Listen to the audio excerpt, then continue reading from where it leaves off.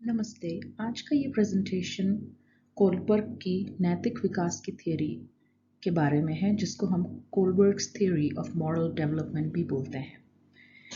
ये जो power point presentation है ये है तो इंग्लिश में, लेकिन मैं आपको इसका एक्सप्लेनेशन हिंदी में दूंगी ताकि ये उन स्टूडेंट्स के लिए उपयोगकारी हो जिनको अंग्रेजी में समझने में कई बार दिक्कत होती है।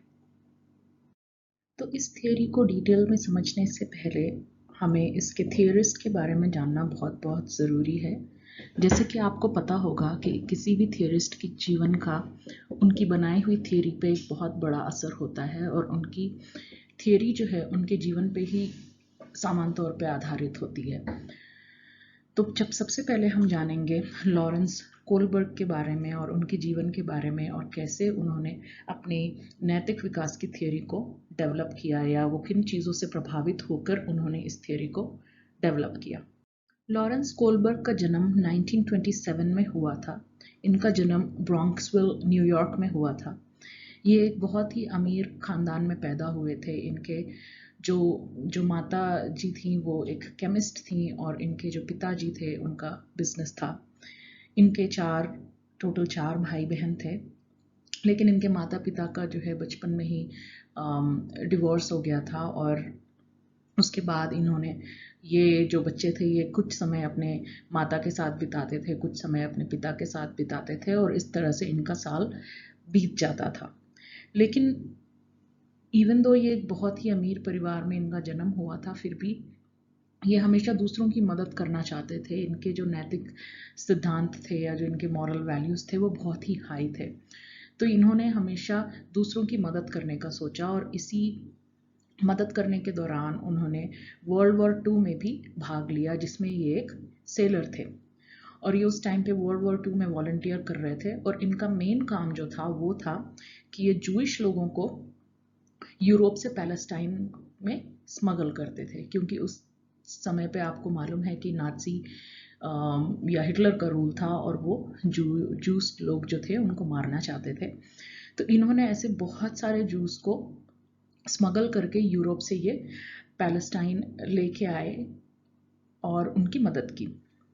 तो तो इनके जो स्टार्टिंग के दिन थे या जब ये यंग थे तभी ये इनका जो जो कोलबर्ग का जो मॉरल डेवलपमेंट था वो बहुत ही हाई था और उनकी बहुत हाई मॉरल वैल्यूज़ थी।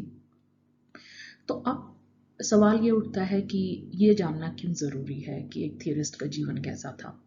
तो यहाँ पे हमने देखा कि इनको दूसरों की सहायता करने का बहुत शौक था। ये बहुत एक अच्छे इंसान थे और हमेशा दूसरों की हेल्प करने को महत्व देते थे और शायद इसी वजह से इन्होंने एक ऐसी थियोरी को जन्म दिया या बनाया जो नैतिकता पे आधारित थी, क्योंकि इनका पूरा जीवन ही बहुत ही नैतिक रूप से बीता था।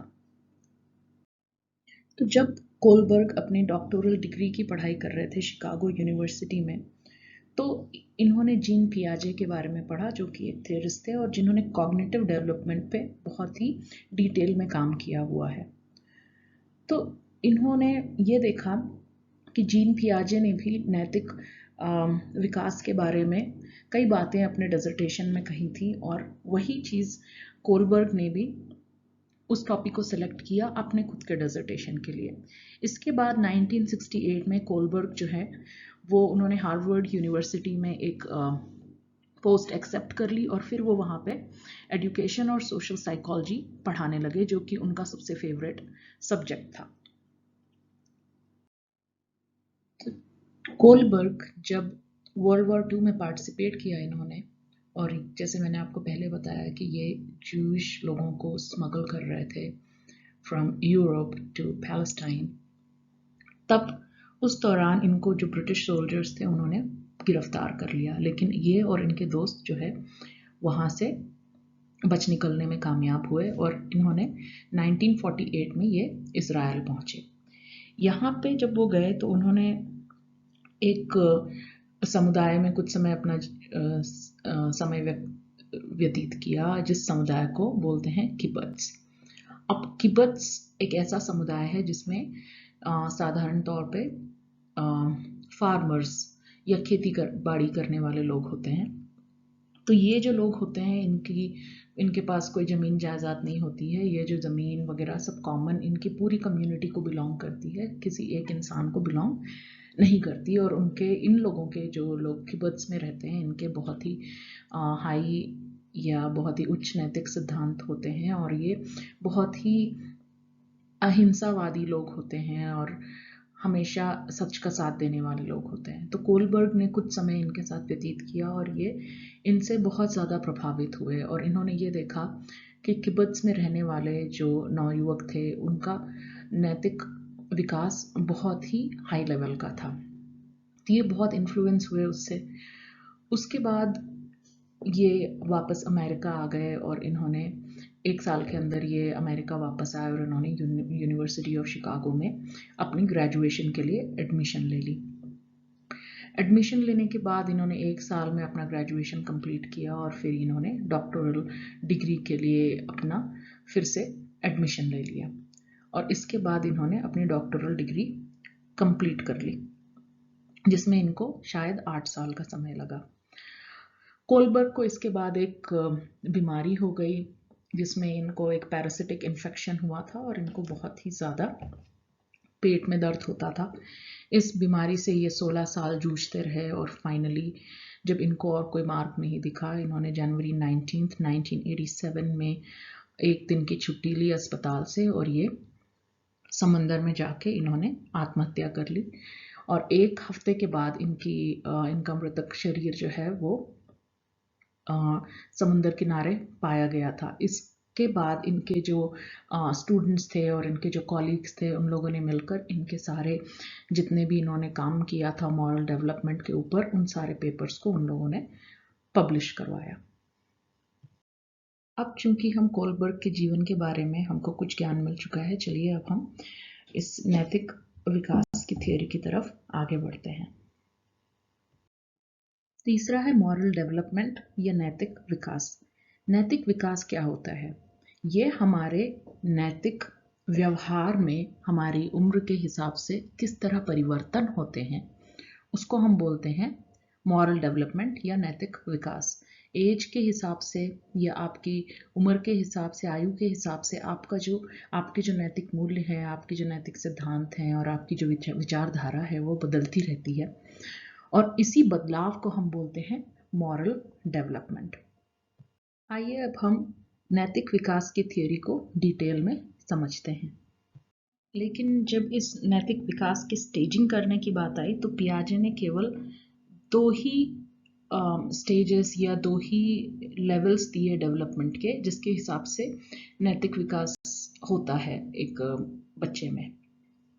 अब इस ऑटोनॉमस फेज का विकास हमारे अंदर कैसे शुरू होता है? ऑटोनॉमस फेज हमारे अंदर तब डेवलप होता है जब हम अपने आसपास के लोगों के और जो हमारा समाज है उसके नैतिक सिद्धांतों को उन सिद्धांतों पे हम सवाल उठाते हैं। जब हमारे नैतिक विचार जो हैं हमारे समाज के विचार से नहीं मिलते हैं और हम अपना एक खुद का नैतिक विचार बनाते हैं, उस टाइम पे ये हमारे ऑटोनॉमस फेज की डेवलपमेंट होती है। जैसे कि आपने देखा होगा या अपने अंदर नोटिस किया होगा कि जब हम बच्चे थे तो हम अपने माँ बाप की विचारधारा को फॉलो करते थे और उसको सत्य मानते थे। लेकिन जैसे जैसे हम बड़े होते हैं हमारी खुद की एक नैतिक विचारधारा जो है वो डेवलप होती है और हम खुद डिसाइड कर सकते हैं कि हमारे लिए सही या गलत बात क्या है।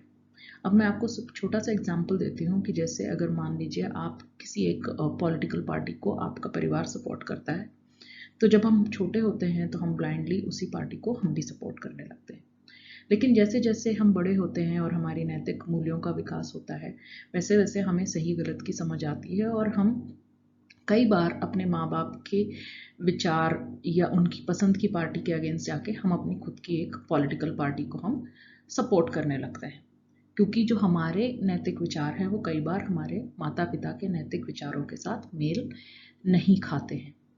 तो जब इस तरह की एक कॉन्ट्रडिक्शन डेवलप होती है तभी हमारे अंदर ये ऑटोनॉमस फेज जो है वो डेवलप होता है। सेम चीज़ आपने देखी होगी कई बार बचपन में हम सब कुछ अपने माता पिता के विचारों के हिसाब से करते हैं, जैसे कि सब्जेक्ट सेलेक्ट करना या किस दिशा में हमको पढ़ाई करनी है, शिक्षा प्राप्त करनी है, वो भी हम माता पिता के निर्णय के अनुसार ही उस पर भी चलते हैं। लेकिन कई बार हम उस निर्णय के खिलाफ चले जाते हैं क्योंकि वो हमारे सिद्धांतों के या वो हमारे विचारों के साथ मेल नहीं खाता। और जब हम इस फेज पे पहुंच जाते हैं, उसी को हम ऑटोनॉमस फेज बोलते हैं। लेकिन ये जो दो फेज थे, हेटेरोनॉमस और ऑटोनॉमस फेज, यही दो फेज केवल पियाजे ने नैतिक विकास के बारे में बताए। लेकिन कोलबर्ग ने क्या किया कि इन फेजेस की बहुत गहन अध्ययन करी उन्होंने, और उसके बाद उन्होंने 6 स्टेज वाले एक थ्योरी को डेवलप किया, जिसमें कि 3 लेवल थे और 6 स्टेज थी। तो इस 6 स्टेज वाली थ्योरी को इन्होंने इसलिए डेवलप किया क्योंकि जब इन्होंने पियाजे की थ्योरी का अध्ययन किया तो इनको उसमें कई कमियां नजर आईं, और इनको ऐसा लगा कि इन सिर्फ 2 फेजेस में हम इस नैतिक विकास को हम एक्सप्लेन नहीं कर सकते। और इन्होंने अपना पूरा जीवन इसी इन्वेस्टिगेशन में या इसी रिसर्च में लगा दिया, जो कि 35 साल के आसपास का समय था। और इन्होंने अपने बहुत सारे कोलीग्स को और अपने बहुत सारे स्टूडेंट्स को इसमें इन्वॉल्व किया, और इन्होंने मॉरल डेवलपमेंट या नैतिक विकास को एक फील्ड के तौर पे इन्होंने स्थापित किया। चलिए अब हम जानते हैं कि ये नैतिक विकास जो है वो स्टेजेस में कैसे मूव करता है, या एक स्टेज से दूसरे स्टेज पे हम कैसे पहुंचते हैं। कहने का मतलब ये है, जब आप किसी नैतिक दुविधा या एथिकल डायलेमा में पड़ते हैं, तब आपको और बहुत गहराई से उस डायलेमा के बारे में या दुविधा के बारे में सोचना पड़ता है, और इसी तरह से आपका डेवलपमेंट जो है नैतिक रूप में होता है, या आपका नैतिक विकास होता है। तो ये जो नैतिक विकास की थियोरी है, ये कोलबर्ग ने 84 बॉयज़ के ऊपर रिसर्च करके डेवलप की थी। तो इन्होंने कई इंटरव्यू किए जिसमें इन्होंने इन लड़कों को या बच्चों को कुछ कहानियाँ सुनाई और उनको कुछ ऐसी सिचुएशन दी जिसमें उनको एक मॉरल डिसीजन मेकिंग करनी थी या एक नैतिक निर्णय करना था। तो इन्होंने कई सारी ऐसी नैतिक दुविधाओं के ऊपर कहानियाँ बनाई, और ये कहानियाँ इन बच्चों को सुनाई, और इनको ये बोला कि अगर आप इस नैतिक दुविधा में फंसते हैं तो आप क्या करेंगे। अब आइए हम इन जितनी भी नैतिक दुविधाएं इन्होंने डेवलप करी, उसमें से सबसे पॉपुलर एक दुविधा है, उसके बारे में हम जानते हैं। तो आज हम बात करेंगे हाइंस डायलेमा के बारे में। तो ये एक हाइंस नाम का एक व्यक्ति था जिसकी नैतिक दुविधा की एक कहानी है, जिसके ऊपर ऐसी कई सारी कहानियां कोलबर्ग ने अपनी थियोरी के लिए बनाई। तो हाइंस डायलेमा उनमें से एक कहानी है या नैतिक दुविधा है, और वो बच्चों को या अपने स्टडी सब्जेक्ट्स को ये कहानी सुनाते थे, और उनको कई ऐसी सिचुएशन देते थे जिसमें वो अपने रिसर्च पार्टिसिपेंट्स को ये बोलते थे कि आपके जीवन में अगर ऐसी नैतिक दुविधा आएगी तो आप क्या करेंगे, या इस नैतिक दुविधा का सही मूल्यांकन आप कैसे करेंगे। तो आइए जानते हैं हम इस हाइंस डायलेमा के बारे में। हाइंस डायलेमा के बारे में, तो ये कहानी ऐसी है कि यूरोप में एक महिला थी जो अपनी मृत्युशैया पे थी क्योंकि उनको एक तरह का कैंसर था।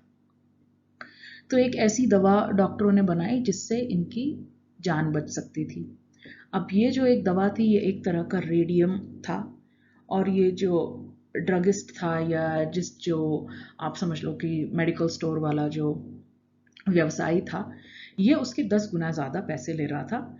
तो अगर ये दवा $200 की थी, तो ये जो मेडिकल स्टोर वाला था या जो ड्रगिस्ट था, केमिस्ट था, वो इस दवा को $2000 में 10 गुना ज़्यादा इसका दाम बढ़ाकर इसको बेच रहा था। अब ये जो महिला थी जो बीमार थी, इनके पति का नाम था हाइंस, और उनको इस दवा की बहुत ज़रूरत थी क्योंकि उनको अपने वाइफ का जीवन बचाना था। तो ये बेचारे ये सबके पास, जिनको भी ये जानते थे, अपने जान पहचान और अपने मित्रों के पास गए और इन्होंने पैसे उधार मांगने की कोशिश की। बहुत उधार मांगने के बाद इनको केवल $1000 ही ये जमा कर पाए, जो कि इस दवा की जो मूल्य था उसके आधे पैसे ही थे। तो इन्होंने जाके उस केमिस्ट को या मेडिकल स्टोर वाले को रिक्वेस्ट किया कि मेरी जो पत्नी है वो मृत्युशैया पे हैं, और अगर आप इस दवा को थोड़े सस्ते में बेच सकेंगे तो इससे मेरी बहुत मदद हो जाएगी। लेकिन इस ड्रगिस्ट ने मना कर दिया और उन्होंने ये बोला कि मैंने इस दवा की खोज की है और मेरा पूरा हक है कि मैं इससे पैसे कमाऊं, तो मैं इसको दाम जो है इसका कम नहीं करूंगा। तो अब हाइंस के पास कोई रास्ता नहीं था, उन्होंने ऑलरेडी अपने दोस्तों से मदद मांग ली थी, तब भी वो पैसे इकट्ठा नहीं कर पाए थे। उन्होंने ऑलरेडी केमिस्ट को रिक्वेस्ट भी कर लिया था कि उनको कम दाम पे वो जमा कर दें और ये बाद में उनको पैसे चुका देंगे, लेकिन तब भी वो नहीं माने। तो इनको जब और कोई मार्ग नहीं दिखा तो इन्होंने चोरी करी उनके मेडिकल स्टोर से, और या उनका केमिस्ट की जो लैबोरेटरी थी वहाँ से इन्होंने चोरी करके वो दवा लाके अपनी पत्नी को दे दी।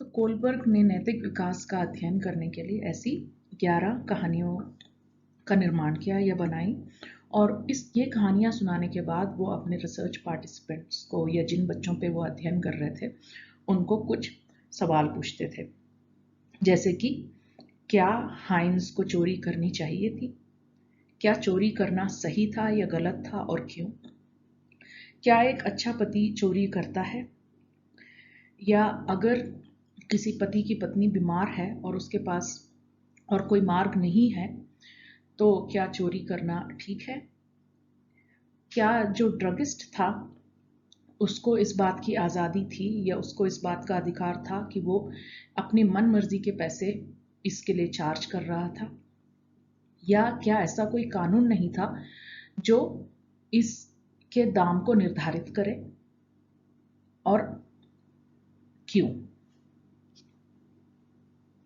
चलिए हम बढ़ते हैं लेवल 1 की तरफ। लेवल 1 होता है प्री मॉरल और प्री कन्वेंशनल मोरालिटी, और ये जो है ज़्यादा तौर पर 4 से 10 साल की उम्र में देखा जाता है। इस पे जो है सबसे ज़्यादा महत्व जो दिया जाता है इस पर्टिकुलर स्टेज में वो बाहरी कंट्रोल पर दिया जाता है। इसमें जो बच्चे हैं वो उनकी यही कोशिश होती है कि वो किस तरह से दंड से बचें और उनको ज़्यादा से ज़्यादा उनको अवार्ड या रिवॉर्ड या उनको ज़्यादा से ज़्यादा उनको कुछ ना कुछ उसकी वजह से रिवॉर्ड मिले या तारीफ मिले। इनके लिए जो नैतिक सिद्धांत है या जो नैतिकता है उसका मतलब होता है समाज में नैतिकता को, किस प्रकार की नैतिकता मौजूद है और समाज में किस चीज़ को सही माना जाता है। तो ये अपनी इनकी नैतिकता इतनी डेवलप नहीं होती है, तो ये अपने माता पिता के नैतिक विचारों के हिसाब से चलते हैं, जहाँ इनको ये पता होता है कि अगर माता पिता के नैतिक विचारों या सिद्धांतों के अनुरूप ये नहीं चलेंगे तो इनको दंड मिलेगा, और अगर चलेंगे तो इनको इनकी तारीफ होगी और इनको एक अच्छा बच्चा माना जाएगा।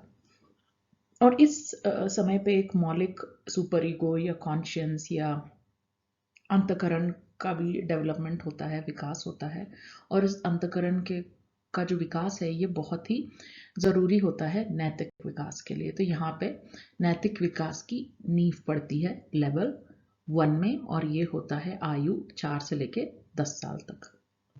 जैसे कि हमने पहले डिस्कस किया था कि इस थियरी में 3 लेवल्स और 6 स्टेज होते हैं, लेवल 1, लेवल 2, लेवल 3, और हर लेवल में 2 स्टेजेस। तो अब हम लेवल 1 के स्टेज 1 पे जाते हैं। लेवल 1 का जो स्टेज 1 है उसको हम बोलते हैं पनिशमेंट एंड ओबीडियंस ओरिएंटेशन। इसमें जो मुख्य ध्येय एक बच्चे का होता है वो ये है कि मैं दंड से कैसे अपने आप को बचाऊं। यहाँ पे ये कल्चरल गाइडलाइंस के हिसाब से बच्चे चलते हैं कि उनको ये बताया जाता है कि ये सही है और ये गलत है, और ये इसको फॉलो सिर्फ कॉन्सिक्वेंसेस की वजह से करते हैं, क्योंकि इनको ये मालूम होता है कि अगर ये माता पिता के सही गलत के हिसाब से नहीं चलेंगे तो इसको इनका दंड जो है वो भुगतना पड़ेगा। अब ये सारे नियमों का पालन करना इसलिए ज़रूरी होता है क्योंकि इनको इस चीज़ का डर होता है कि पालन ना करने पे इनको दंड मिलेगा और ये बुरे बच्चे कहलाए जाएंगे और इनको कोई पसंद नहीं करेगा और इनको कोई रिवॉर्ड भी नहीं देगा और इनके रिवॉर्ड इनसे छीन लिए जाएंगे। तो इस स्टेज में बच्चों को सिर्फ अपनी चिंता होती है, जैसे कि क्या अगर मैंने ये नियम पालन नहीं किया तो मुझे दिक्कत होगी क्या, या मुझे दिक्कतों का सामना करना पड़ेगा। तो राइट या जो गुड बिहेवियर है या सही व्यवहार जो है वो रिलेटेड होता है पनिशमेंट को अवॉइड करने से।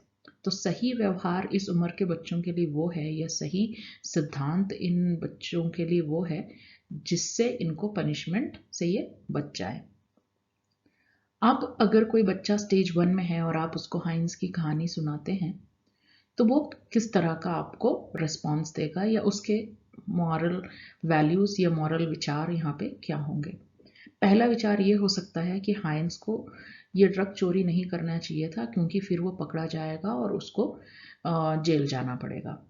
दूसरा उत्तर जो है वो ये हो सकता है कि उसको ये चोरी करनी चाहिए थी क्योंकि अगर वो चोरी नहीं करेगा तो वो अपनी पत्नी के सामने एक बुरा पति साबित होगा और उसकी पत्नी जो है वो उसको दंड देगी या डांटेगी। अब ये जो हमने स्टेज 1 की रीजनिंग की बात की, इसमें क्या क्या कमियां हैं। स्टेज 1 में आपके मॉरल रीजनिंग में क्या कमी हो सकती है। तो पहली कमी ये है कि किसी भी तरह से पनिशमेंट को अवॉइड करना, भले ही वो आपके मॉरल वैल्यूज से मेल खाता हो या नहीं खाता हो। मतलब कि हमको लोगों के सामने बुरा नहीं बनना है और इसीलिए हम ऐसा काम करेंगे जिससे हम लोगों के सामने बुरे ना बने और हमको दंड ना मिले, भले ही वो काम गलत क्यों ना हो।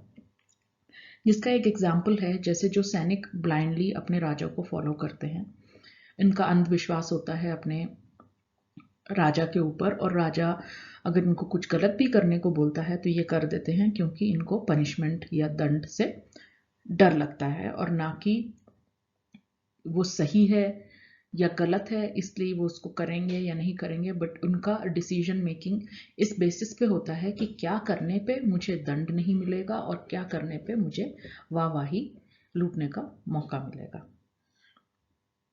अब हम जाते हैं लेवल 1 के स्टेज 2 की ओर। इसको बोलते हैं इंस्ट्रूमेंटल रिलेटिविस्ट ओरिएंटेशन। इसमें है कि इससे मुझे क्या फायदा है, ये होता है मेन थीम इस स्टेज में।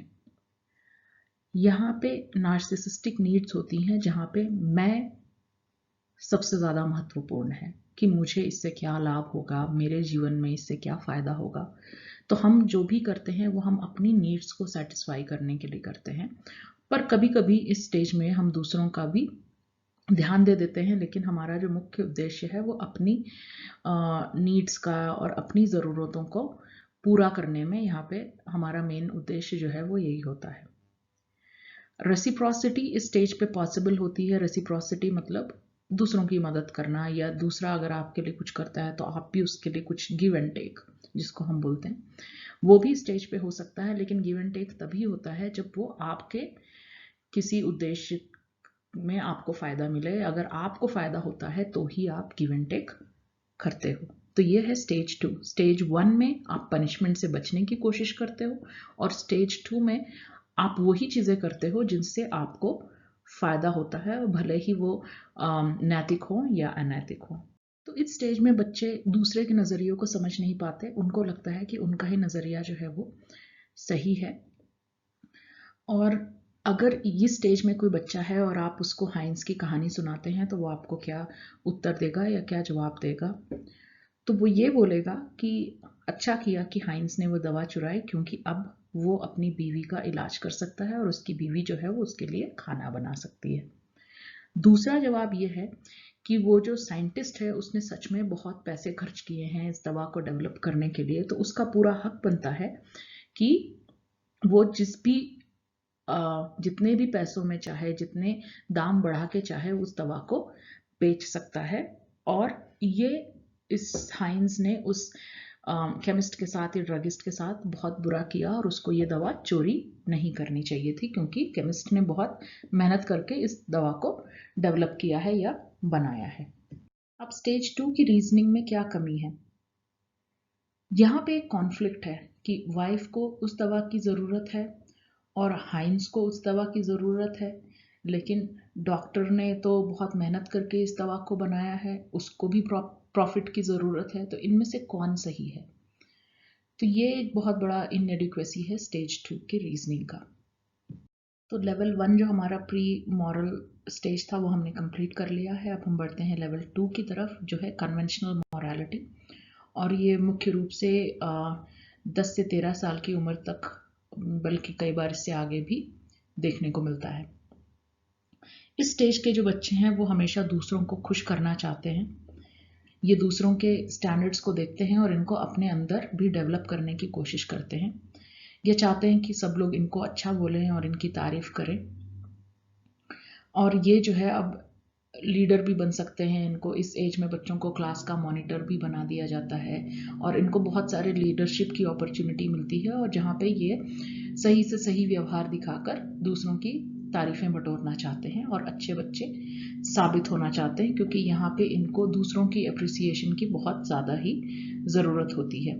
फिर धीरे धीरे करके ये बच्चे जो हैं सही और गलत में फ़र्क करना सीख जाते हैं। अब हम बढ़ते हैं लेवल 2 के स्टेज 3 की तरफ। लेवल 1 में थे स्टेज 1 और 2, और लेवल 2 में है स्टेज 3 और 4।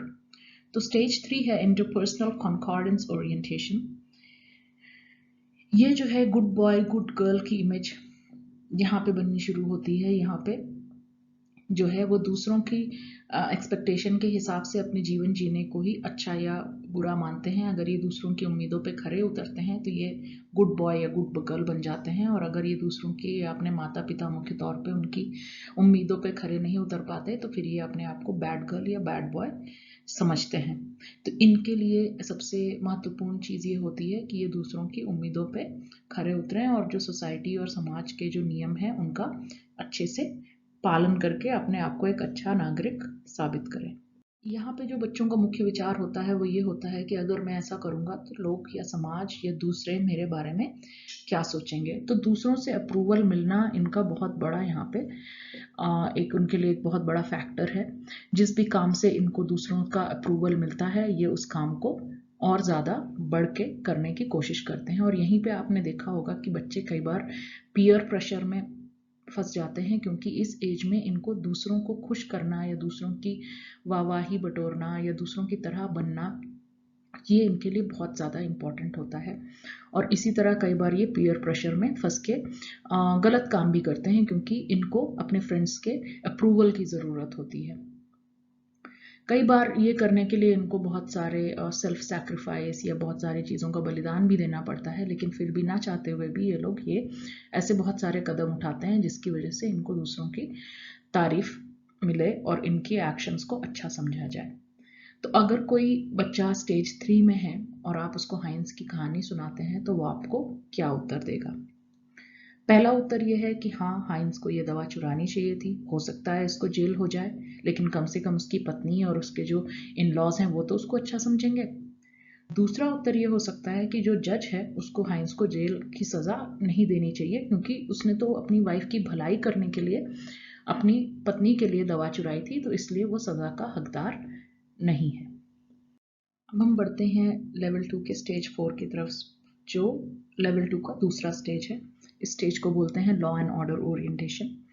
इस स्टेज में नैतिक विकास जो है वो अथॉरिटी की तरफ रिस्पेक्ट के तौर पे सामने आता है। यहाँ पे अधिकारी जो होते हैं या हमारे समाज के जो अधिकारी हैं या बड़े लोग हैं, उनकी जो इस उम्र के बच्चे हैं वो बहुत इज्जत करते हैं और वो हमेशा नियम और कानून का ज़्यादा से ज़्यादा पालन करने की कोशिश करते हैं, और इनको ऐसा लगता है कि ये इनकी जिम्मेदारी है कि ये अधिकारियों का रिस्पेक्ट करें या उनको सम्मान दें। जैसे कि मैं ये काम इसलिए करूँगा क्योंकि ये नियम के हिसाब से सही है, मैं ये काम इसलिए नहीं करूँगा क्योंकि ये नियम के विरुद्ध है। जैसे कि पिछले स्टेज में हमने देखा कि जो बच्चे हैं या उस स्टेज में जो एडोलेसेंस हैं, युवक हैं, उनका जो मुख्य उद्देश्य है वो दूसरों से अप्रूवल पाना है। लेकिन इस स्टेज में ये जो अप्रूवल है ये इससे कहीं आगे बढ़ जाते हैं और ये समाज के बारे में सोचने लगते हैं और समाज के नियम और कानून के बारे में सोचने लगते हैं, और फिर इनको ये समझ में आने लगता है कि कोई भी नियम और कानून से ऊपर नहीं है।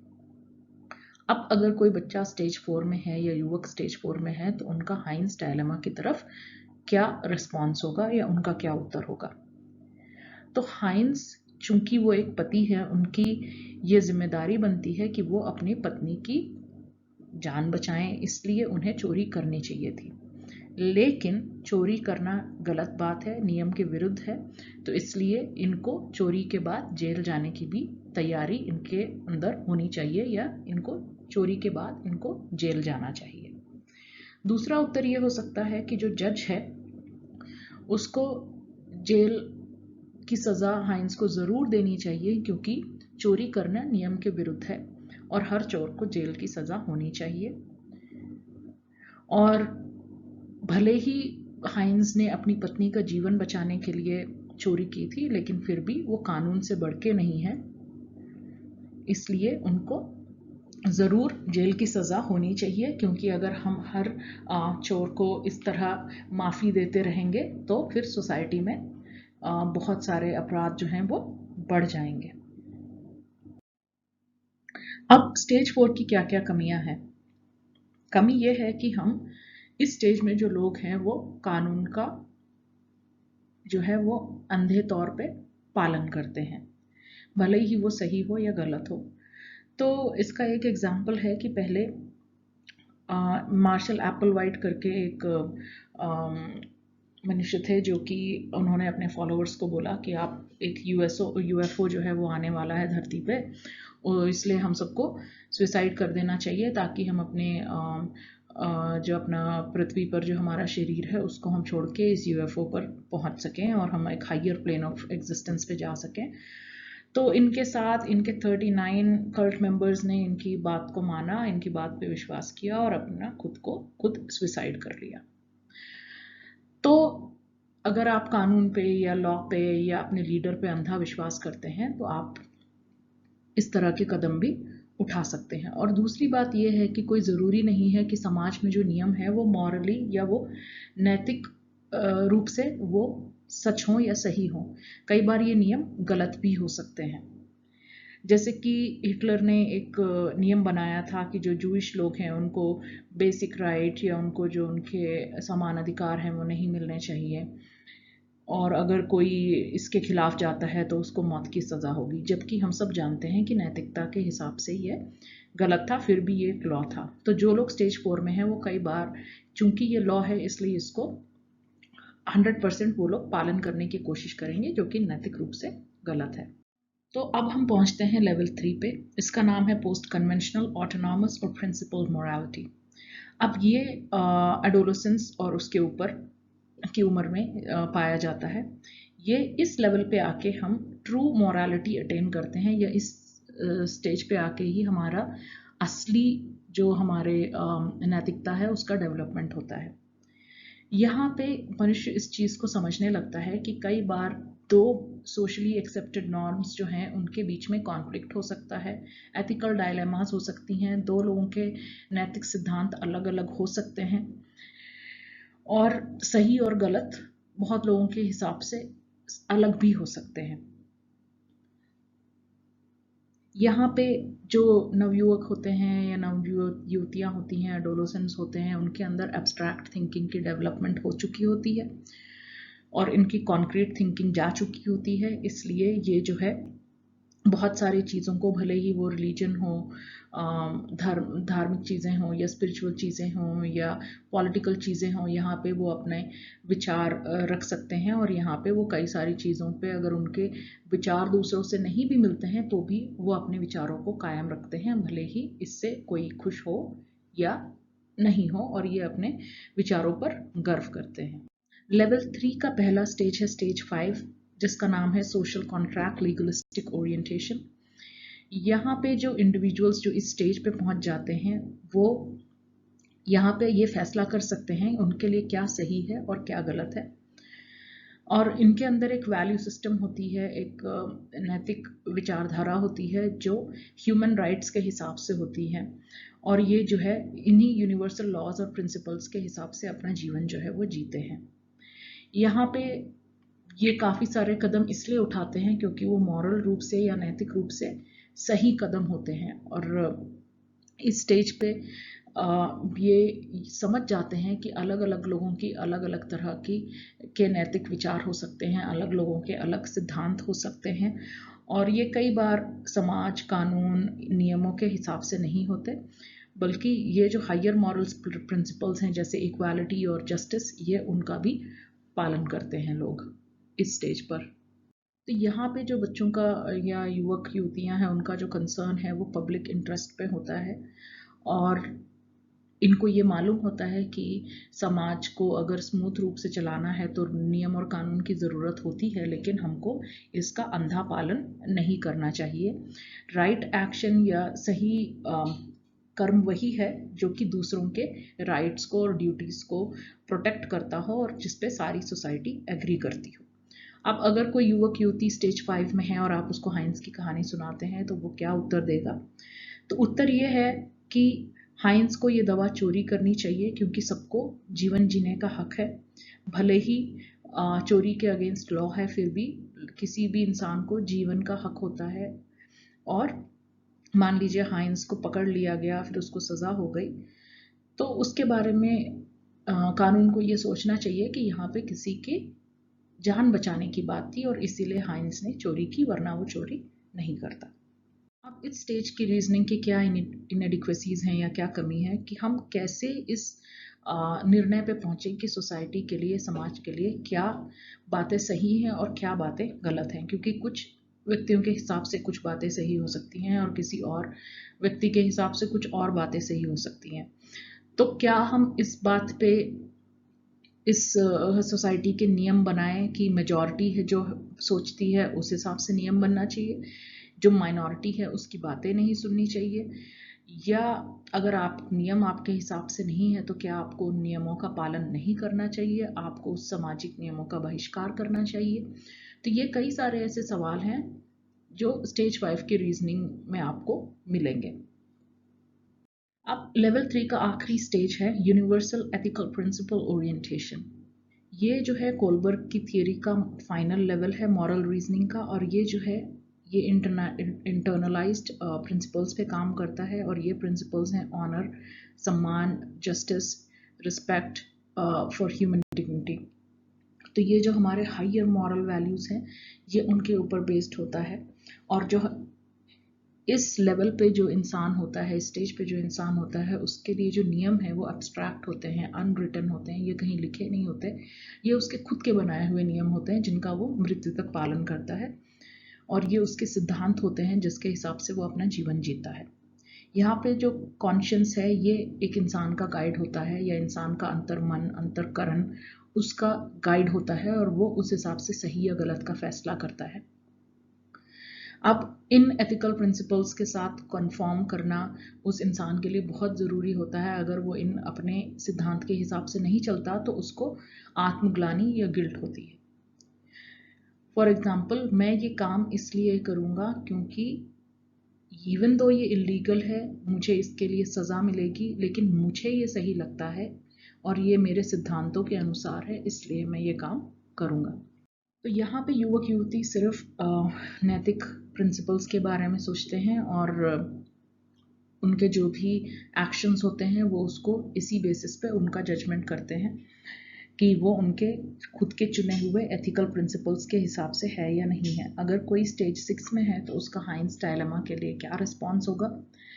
वो रिस्पॉन्स ये होगा कि उसको दवा चोरी करनी चाहिए थी क्योंकि उसको अपनी वाइफ का जीवन बचाना बहुत ज़रूरी था, क्योंकि किसी का भी जीवन जो है वो नियम और कानून के ऊपर होता है, प्रॉपर्टी के ऊपर होता है, पैसों के ऊपर होता है किसी का जीवन। तो हाइंस को वो दवा चुरानी चाहिए थी।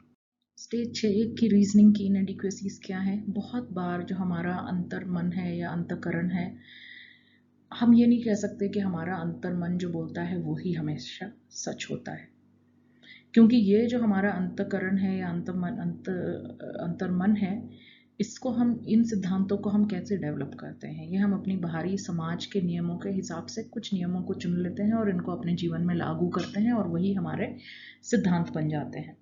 और इन सिद्धांतों को का निर्णायक कौन है? कौन है जो ये आपको निर्णय करके बताएगा कि आपके जो सिद्धांत हैं वो सही हैं, बल्कि किसी और के सिद्धांत जो हैं वो गलत हैं? तो ये यहाँ पे एक बहुत बड़ा डायलेमा है या संवेदनशील पॉइंट है यहाँ पे। तो कोलबर्ग ये मानते हैं कि जो स्टेज 6 जो उनका बेस्ड था वो बड़े बड़े लीडर्स की विचारधाराओं के हिसाब से था, जैसे कि उनके हिसाब से गांधी और मार्टिन लूथर किंग की जो नैतिक विचार थे जिन उनके बहुत उच्च थे, और उनको लगता है कि जो लोग स्टेज 6 में हैं उनके भी इसी तरह के सिमिलर विचार होते हैं। यहाँ पे वो दूसरे लोगों का रिस्पेक्ट करना, उनको डिग्निटी देना, ये सारे इम्पॉर्टेंट पॉइंट्स हैं। और ऐसे काम करना जिससे सभी को फ़ायदा हो, जिससे किसी का नुकसान ना हो, पूरी मानवता का उद्धार हो, सभी लोगों को फ़ायदा पहुँचे, ऐसे काम करना ही एक अच्छे उच्च नैतिक विचार वाले इंसान का कर्तव्य है। ये अब हम जानते हैं कि कोलबर्ग की थियरी में आगे की स्टेजेस हैं या नहीं।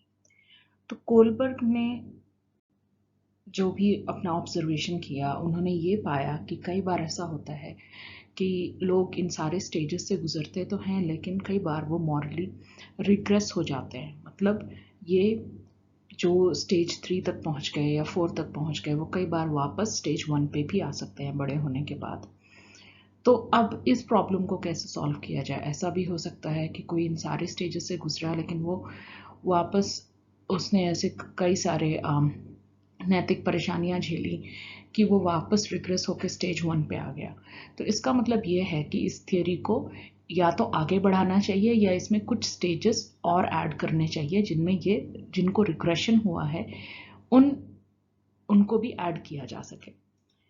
तो कोलबर्ग ने ऐसा कहा कि हो सकता है कि स्टेज 1 के बाद स्टेज 1.5 हो 2 से पहले, या 4.5 हो, या एक स्टेज 4+ हो, जिसमें कि जब कोई बंदा 4 से 5 की तरफ ट्रांजिशन कर रहा है और वो अभी बीच में ही है, उसने पूरी तरह से ट्रांजिशन नहीं किया है, तो उसको कौन सी स्टेज में डाला जाए। तो उसको उन्होंने एक एडिशनल स्टेज इसमें जोड़ी, जिसको बोला उन्होंने 4.5 या 4+, जिसमें इन दोनों स्टेजेस की कैरेक्टरिस्टिक्स या इन दोनों स्टेजेस के मूल्य जो हैं वो इस 4+ में या 4.5 में हो पाए जाएंगे।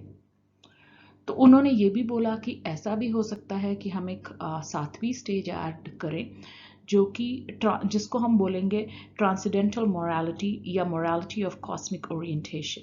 इसका मतलब ये हुआ कि कई बार ऐसा होता है कि हम सामाजिक जो हमारे मूल्य होते हैं, हमारे नैतिक मूल्य होते हैं, ये सब हमको कई बार सोसाइटी सिखाती है, लेकिन बहुत सारे ऐसे मूल्य हैं जो हमारे धर्म हमारा धर्म हमको सिखाता है, या स्पिरिचुअलिटी हमको सिखाती है, या आध्यात्म हमको कई सारे नैतिक चीज़ें भी हमें सिखाता है।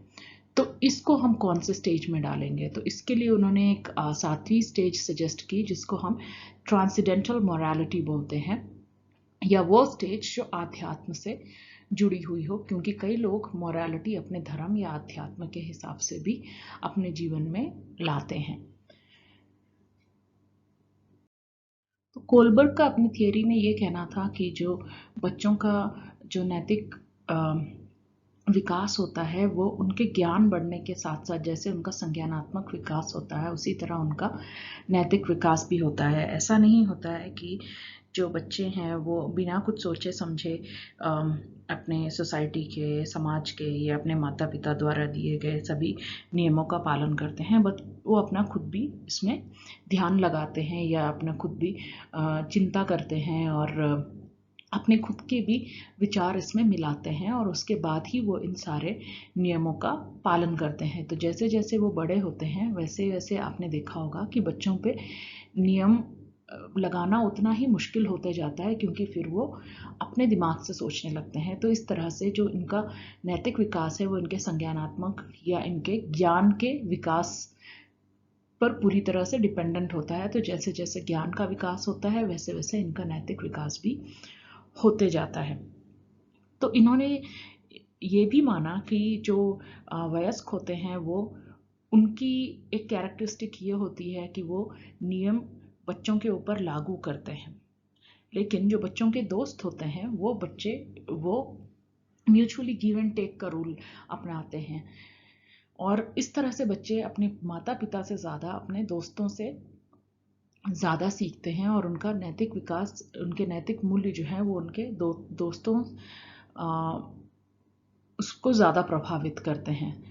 तो इसीलिए आपने सुना होगा माता पिता हमेशा कहते हैं कि बुरी संगत में बिगड़ जाएगा। मतलब बच्चों को हमेशा ये लगता है कि माता पिता उनके ऊपर नियम फोर्सफुली लगाते हैं, लेकिन जो उनके दोस्त होते हैं वहाँ पे ये फोर्स नहीं होता और गिव एंड टेक में बच्चे बहुत सारे नैतिक मूल्य जो है वो सीखते हैं। आइए अब हम जानते हैं कि कोलबर्ग की नैतिक विकास की थियोरी में क्या क्या कमियां पाई गई या इसका कौन कौन सी कमियों का अलग अलग साइकोलॉजिस्ट ने क्या क्या उल्लेख किया।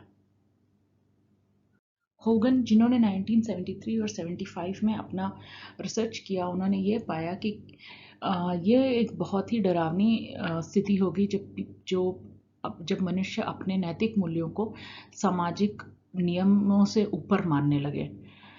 और उन्होंने ये भी कहा कि जो कोलबर्ग के स्टेज हैं वो कल्चरली बायस्ड हैं, या उनका जो हमारा जो कल्चर है या जो हमारे ट्रेडिशंस हैं वो उनके ऊपर बेस्ड हैं।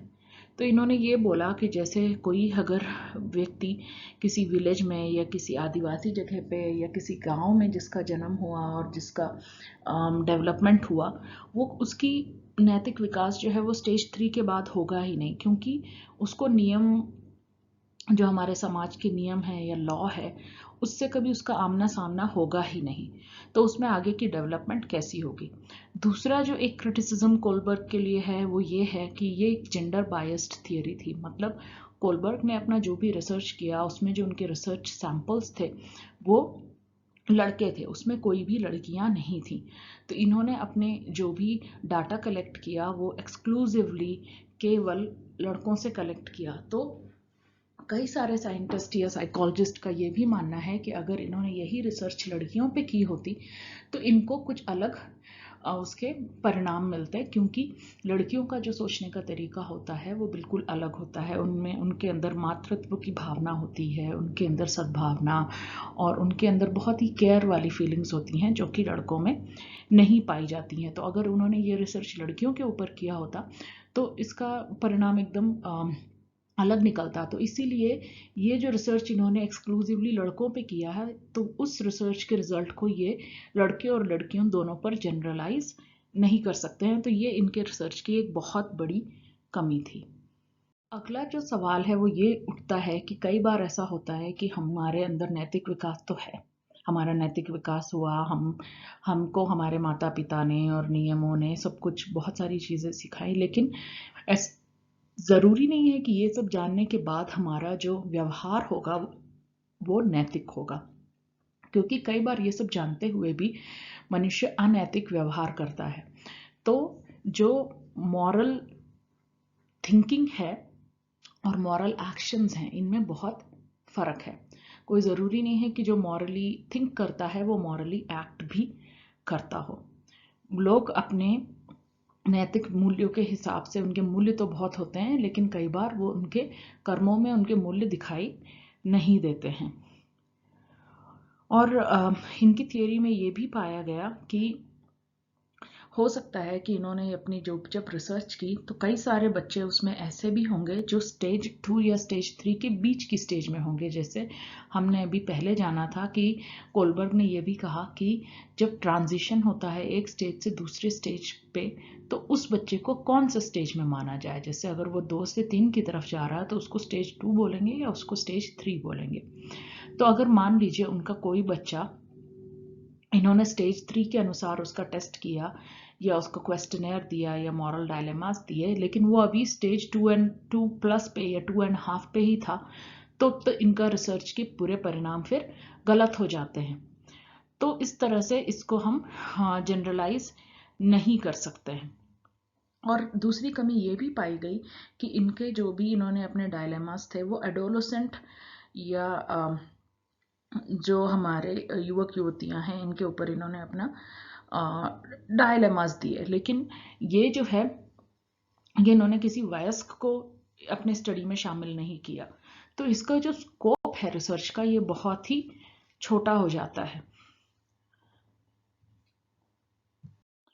और जो इनका जो स्टडी डिज़ाइन था, जैसा कि जो क्रॉस सेक्शनल स्टडी था, वो बहुत ही वीक डिज़ाइन है इनके स्टडी के लिए, क्योंकि इन्होंने जैसे अगर किसी 13 साल के लड़के का अगर इन्होंने स्टडी किया, तो कई बार ऐसा हो सकता है कि वो ज़रूरी नहीं है कि अगर वो 13 साल का है तो वो स्टेज थ्री में ही होगा। हो सकता है वो स्टेज 1 पे हो, या हो सकता है वो स्टेज 2 पे हो, डिपेंडिंग कि उसको कितना मॉरल एक्सपोजर मिला है।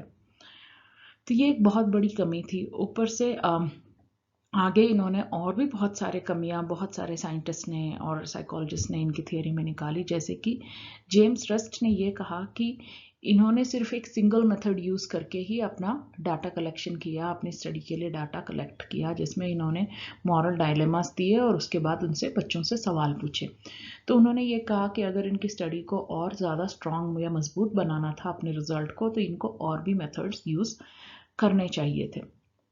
और सबसे बड़ा जो एक कमी इनके थियरी में पाई गई वो ये थी कि इन्होंने जो डायलेमास बच्चों को दिए वो हम अपने आम जीवन में उस तरह के डायलेमास बहुत कम फेस करते हैं। जैसे जो इनका मोस्ट पॉपुलर या सबसे प्रचलित जो इनका डायलेमा है वो है हाइंस डायलेमा। लेकिन हम सबके जीवन में ऐसी स्थिति आने के चांसेस ना के बराबर हैं। तो ऐसी स्थिति जब हमारे जीवन में आएगी ही नहीं, तो हम इस तरह के नैतिक विकास या स्टेजेस फिर हमारे जीवन में कहाँ मायने रखते हैं। अब हम जानेंगे कि इस थ्योरी का क्या क्या उपयोग हैं और हम इसका कैसे उपयोग कर सकते हैं। तो इस थ्योरी का सबसे बड़ा उपयोग ये था कि इन्होंने एक जस्ट कम्युनिटी प्रोग्राम शुरू किया, जो कि स्कूलों में लागू किया गया, जहाँ पे बच्चों को बढ़ावा दिया जाता था कि वो अपने नैतिक विकास का अच्छे से पालन करें और उनका नैतिक विकास हो, और वहाँ पे एक सेल्फ गवर्नड और एक डेमोक्रेटिक रूल हो स्कूल में, जहाँ पे बच्चों का नैतिक विकास बहुत अच्छे से हो सके। जैसे कि हमने पहले पढ़ा था कि नियम लागू करने से बच्चों का नैतिक विकास उतने अच्छे से नहीं होता जितना उनका गिव एंड टेक से होता है, और उनको मॉरल क्वेश्चनिंग बच्चों के सामने रखी जाती है, और उनको अपॉर्चुनिटी या उनको मौका दिया जाता है कि वो नैतिक रूप से व्यवहार करें, ताकि उनके अंदर एक डीप या एक गहरी नैतिक विचारधारा उनके अंदर बनाई जा सके। तो इसको बोलते हैं जस्ट कम्युनिटी प्रोग्राम, जो इनकी थियोरी के ऊपर बेस्ड था। तो इनका जो जस्ट कम्युनिटी का प्रोग्राम था वो पहले द क्लस्टर स्कूल में लागू हुआ। उसके बाद ये प्रोग्राम जो है कई सारे कारागार, स्कूल और भी कई सारे इंस्टीट्यूशंस में भी लागू किया गया, जहाँ पे इसको काफ़ी सफलता भी मिली। जेम्स रेस्ट ने 1979 में एक द डिफाइनिंग इश्यूज टेस्ट या DIT मॉडल को जन्म दिया, जिसमें वो एक लाइकर्ट स्केल यूज़ करते थे, और ये जो क्वांटिटेटिव रैंकिंग्स देते थे 5 मॉरल डायलेमास को, उसके बाद इनका एनालिसिस होता था। और ये जो एनालिसिस होती थी, ये 3 तरह की इंफॉर्मेशन इस एनालिसिस के बाद मिलती थी। उसमें से पहली है द पर्सनल इंटरेस्ट स्कीमा, दूसरी है द मेंटेनिंग नॉर्म्स स्कीमा, और तीसरी है द पोस्ट कन्वेंशनल स्कीमा। और इनका जो ओरिजिनल पर्पस है वो ये था कि ये जो मॉरल डेवलपमेंट होता है या नैतिक विकास होता है, ये एडोलेसेंस से एडल्टहुड में इसका ट्रांजिशन जो है वो कैसे होता है। और ये जो जेम्स रेस्ट ने ये जो DIT बनाया था, ये इसकी प्रेरणा इनको कोलबर्ग की थियोरी से ही मिली थी। सबसे बड़ा जो कोलबर्ग की थियोरी से हमको फ़ायदा हुआ वो ये है कि पहले ऐसा माना जाता था कि एक नैतिक विचारों की एक थैली है, जिसमें बहुत सारे वर्च्यूज़ हैं, जैसे कि सच बोलना, दयावान होना, पेशेंट होना, और स्ट्रेंथ, ये सब कई सारी वर्च्यूज़ थी जो माता पिता और आम सभी को लगता था कि बच्चे अपने आप सीख जाते हैं। लेकिन ये एक बहुत ही ट्रेडिशनल अप्रोच था। लेकिन कोलबर्ग की थियोरी के बाद हमको ये पता चला कि ये जो नैतिक विकास है वो अपने आप बच्चों में नहीं आता है या नहीं होता है। ये स्टेप बाय स्टेप, जैसे कि उनका कॉग्निटिव या जैसे कि उनका संज्ञानात्मक विकास होता है, वैसे वैसे इनका मॉरल डेवलपमेंट भी होता है। तो हम कई बार ऐसा देखते हैं कि स्कूलों में जो शिक्षक होते हैं वो कई बार अपने नियम जो है वो लागू कर देते हैं, लेकिन बच्चों को उसका मतलब नहीं समझाते हैं। तो कोलबर्ग की थियोरी के हिसाब से बच्चों को पूरा मौका मिलना चाहिए कि उनको ये सारे नियम क्यों लगाए गए हैं और इससे क्या फ़ायदे होंगे और इससे इनका विकास कैसे होगा, ये सारी बातें भी बच्चों को समझाई जा सके। और हमेशा शिक्षकों को ये मान के चलना चाहिए कि किसी भी एथिकल डायलेमा का कोई एक सही जवाब या एक सही निर्णय नहीं होता है, बल्कि उसके कई सारे सही जवाब होते हैं। 1966 में ट्यूरियल ने ये पाया कि जब बच्चे बड़ों के नैतिक जजमेंट को सुनते हैं और उसके हिसाब से एक्ट करने की कोशिश करते हैं तो बच्चों में बहुत ही कम चेंज पाया गया। लेकिन अगर हम बच्चों को भी इसमें मिला लें और अपने हमारे जो नैतिक मूल्य है या जो हम नियम उन पे लागू कर रहे हैं, अगर बच्चों को भी उनका हम हिस्सा बनाएं तो बच्चे ज़्यादा एक्टिव होकर वो नियमों का पालन करते हैं। कोलबर्ग ने अपनी थियोरी डेवलप करते समय अपने एक स्टूडेंट जिसका नाम ब्लैट था उसको डिस्कशन ग्रुप लीड करने की अनुमति दी थी, जहाँ पे बच्चे जो है वो एक्टिवली पार्टिसिपेट करते थे और अपने विचार रखते थे। ब्लैट जो है वो उनको मॉरल डायलेमास या ये नैतिक सिचुएशंस बताता था और बच्चे जो है वो अपने विचार रखते थे। और कई बार ऐसा होता था कि ये कई बार एक बहुत ही इसमें तर्क वितर्क बहुत ज़्यादा हो जाते थे और कोलबर्ग जो है वो ये सब सुनते थे और बीच में सिर्फ उसको सही जो डिस्कशन है उसको सही दिशा देने के लिए बीच बीच में वो बोलते थे, लेकिन उसके अलावा वो बच्चों को ही डिस्कशन या विचार विमर्श करने का मौका देते थे और ये बच्चों के लिए बहुत ही फायदेमंद साबित हुआ। तो ये पाया गया कि अगर बच्चों को ऐसे चैलेंजेस दिए जाएं तो बच्चों में विकास जो है वो ज़्यादा अच्छी तरह से होता है। अब हम ये जानेंगे कि कोलबर्ग की थियोरी का नर्सिंग में क्या उपयोग है। नर्सिंग जैसा कि हम सब जानते हैं कि एक नैतिक कार्य है और पहले के लिटरेचर और पहले की जो किताबें हैं उसमें आप सभी ने पढ़ा होगा कि ये नैतिक मॉरल डिसीजन मेकिंग या नैतिक जिम्मेदारी जो नर्सेस के ऊपर या परिचारिकाओं के ऊपर बहुत ज़्यादा होती है और उनके कार्य क्षेत्र में ऐसे बहुत सारे मौके आते हैं जहाँ पे उनको नैतिक मूल्यों को ध्यान में रखते हुए फैसले लेने पड़ते हैं। और जैसे जैसे ये जो हमारा हेल्थ केयर है या जो हमारा स्वास्थ्य विभाग है ये अभी बहुत ही ज़्यादा कॉम्प्लेक्स होते जा रहा है और यहाँ पे काम करना आसान नहीं है, तो नर्सेस को जो है अपनी रोज़मर्रा के कार्य क्षेत्र में इनको ये सब बहुत ज़्यादा फेस करना पड़ता है या गुजरना पड़ता है और यहाँ पे इनको नैतिक मूल्यों को ध्यान में रखते हुए कई फैसले लेने पड़ते हैं। और जैसे कि आप सब जानते हैं कि नर्सेस को कॉन्फिडेंशियलिटी, यूज़ ऑफ रिस्ट्रेंट्स और जैसे कि रिफ्यूजिंग केयर, ये सारी चीज़ों से भी जूझना पड़ता है और यहाँ पे इनकी जो डिसीजन मेकिंग है अगर वो नैतिक नहीं हुई तो ये अपना पूरी तरह से अपना जो कार्य है वो सही रूप से नहीं कर पाएंगे। तो अगर नर्सेस को इस कोलबर्ग की थियोरी की जानकारी है तो वो अपने नैतिक मूल्यों को, खुद के नैतिक मूल्यों को समझ पाएंगे और उसको अपने कार्य क्षेत्र में भी उसका इम्प्लीमेंटेशन जो है वो कर पाएंगे। तो नर्सेस को अपनी खुद की जो स्टेज है कोलबर्ग थियोरी में वो जानना बहुत ज़रूरी है और उनको ये भी जानना ज़रूरी है कि उनको अपने नैतिक मूल्य जो है वो अपने क्लाइंट या पेशेंट के नैतिक मूल्यों से अलग रखना है और इसका इफ़ेक्ट जो है वो डिसीजन मेकिंग प्रोसेस पे नहीं होना चाहिए। और ये जो बाकी हेल्थ टीम मेंबर के साथ जो नर्सेस काम करती हैं ये उनसे भी इनके जो नैतिक मूल्य हैं वो इन्फ्लुएंस होते हैं या उसका प्रभाव पड़ता है।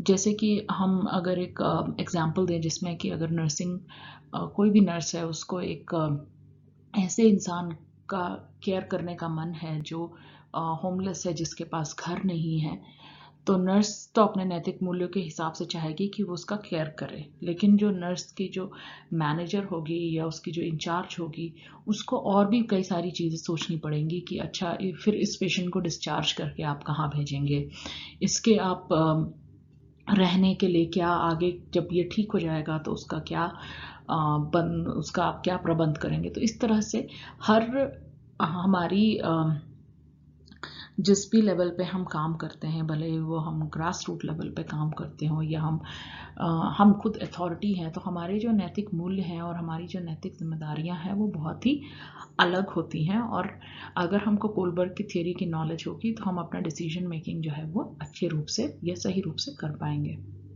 तो अगर हमको इस थियरी की जानकारी है तो नर्सेस जो है वो अपने काम को अच्छी तरह से कर पाएंगे और वो अपने ही नहीं दूसरों की नैतिक जिम्मेदारियों को भी समझ पाएंगे। खास करके अगर कोई ऐसी नर्स है जो साइकियाट्रिक इंस्टीट्यूशन में या मानसिक रोग विभाग में काम करती है, उसको तो कई बार नैतिक मूल्य जो है वो उसके और भी स्ट्रांग होने चाहिए, क्योंकि मॉरल डायलेमा साइकियाट्री में बहुत ज़्यादा आपको देखने को मिलेंगे, जहाँ पे पेशेंट को रिस्ट्रेंट करना है या उसकी कॉन्फिडेंशियलिटी की मैटर हो। ऐसे कई तरह के मैटर नर्सेस के वर्क प्लेस पे उनको फेस करने पड़ सकते हैं। तो अगर इनको थियोरी की जानकारी होगी तो ये अपने नैतिक निर्णय जो है वो सही रूप से ले पाएंगे। अब हम ये जानते हैं कि ये अलग अलग लेवल पे जो हमारे पास पेशेंट आते हैं जिनका मॉरल डेवलपमेंट का अलग अलग वो लेवल पे है, उनका हम कैसे ध्यान रखेंगे या उनमें क्या क्या तकलीफ़ें या परेशानियां हो सकती हैं। तो कोई अगर छोटा बच्चा आपके पास आता है और आप नर्स हैं और वो लेवल 1 पे है, जिसको हम बोलते हैं प्री कन्वेंशनल लेवल, उस पर बच्चा ये सोच सकता है कि उसको जो भी रोग हुआ है वो एक पनिशमेंट है या उसको सज़ा मिली है क्योंकि उसने अपने माता पिता की बात नहीं सुनी या उसने अपने भाई बहन से झगड़ा किया, इसलिए भगवान उसको सज़ा दे रहा है। वो ये सोच सकता है और वो बच्चा बहुत दुखी हो सकता है। हम ये भी एक्सपेक्ट कर सकते हैं कि ये जो छोटे बच्चे जो कई बार चोरी या और भी कई सारे क्राइम्स करते हैं, वो उनका जो रीज़न होता है वो स्टेज 1 और 2 के हिसाब से हो सकता है, जहाँ पे वो ये कह सकते हैं कि हम क्यों नियम का पालन करें, हमारे ऊपर नियम ज़बरदस्ती लगाए जा रहे हैं। और वो अपने जो इनका सेल्फ इंटरेस्ट है उसको वो सोसाइटी के इंटरेस्ट से ज़्यादा ऊपर रखेंगे, क्योंकि वो स्टेज 1 या 2 में ही है, उनका अभी आगे नैतिक विकास हुआ ही नहीं है। अब कोई बच्चा जो है वो जो लेवल 2 में है, तो कई बार ऐसा हो सकता है कन्वेंशनल लेवल पे, या बच्चे नहीं वयस्क भी हैं जिनको फैमिली को कोई ऐसा डिसीजन मेकिंग करना है जहाँ पे उनको एंड ऑफ लाइफ डिसीजन लेना है अपने फैमिली मेम्बर के लिए। तो ये एक बहुत बड़ा एथिकल डायलेमा है जहाँ पे आपको ये जो पेशेंट है उसकी फैमिली को ये डिसीजन लेना है या निर्णय लेना है कि अब पेशेंट को वेंटिलेटर पे रखा जाए या नहीं रखा जाए, या उसको किस तरह की एंड ऑफ लाइफ केयर दी जाए। अब लेवल 3 पे कोई है जहाँ पे